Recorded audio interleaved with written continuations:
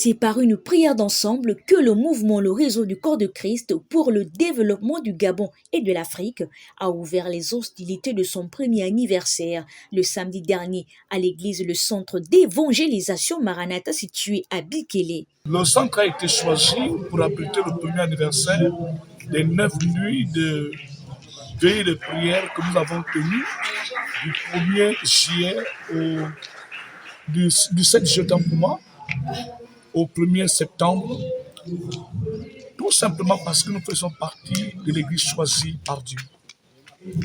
Et dans la propriété de Dieu, si Dieu voudrait que les choses se passent dans ce lieu, nous ne pourrons que nous soumettre à la volonté de Dieu par rapport au choix qu'il a porté sur nous de pouvoir abriter cet anniversaire.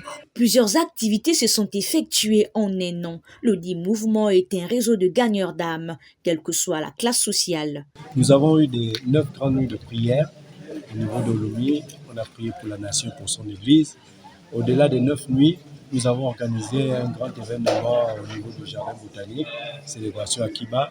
Nous effectuons aussi des moments de prière pour la nation après cette grande nuit. Nous nous retrouvons 2 fois dans le mois. Et hormis cela, nous avons une projection pour rencontrer justement les leaders ecclésiastiques à l'intérieur du pays. Donc voilà un peu pour résumer un peu les activités qui ont été menées. Nous organisons des séminaires, nous organisons des formations pour essayer d'amener les chrétiens à comprendre maintenant la nouvelle vision que Dieu a pour le Gabon. Avec pour objectif de commémorer les 9 grandes nuits de prière, le visionnaire du mouvement Jean Tati Mavungo donne plus d'explications. Ce qu'il faut retenir, et d'ailleurs pour mémoire, c'est que nous sommes dans une vision qui a une durée temporelle visible de 40 ans. Cette vision a commencé en 2000. Elle concerne le Gabon, mais pas seulement le Gabon, l'Afrique. Aujourd'hui, nous sommes en 2024. Et donc, l'événement des 9 semaines de prière assorties de 9 grandes nuits n'est qu'une action parmi tant d'autres qui vont jalonner cette vision jusqu'en 2040. Mais après un an, qu'est-ce que l'on peut retenir? Ce que l'on peut retenir, c'est que le fait de nous retrouver à prier ensemble au gymnase de l'OMI a été une première pierre qui a été jetée pour l'unité du corps de Christ. Vous avez l'exemple de votre propre corps. Si le corps n'est pas uni, il n'y a pas cette synergie d'énergie qu'apportent les membres pour permettre à votre corps de fonctionner de façon harmonieuse. Alors, nous pouvons dire que de plus en plus, les églises travaillent ensemble et chacun avec ses bénédictions et ses grâces. Cela permet donc au corps de Christ d'avancer.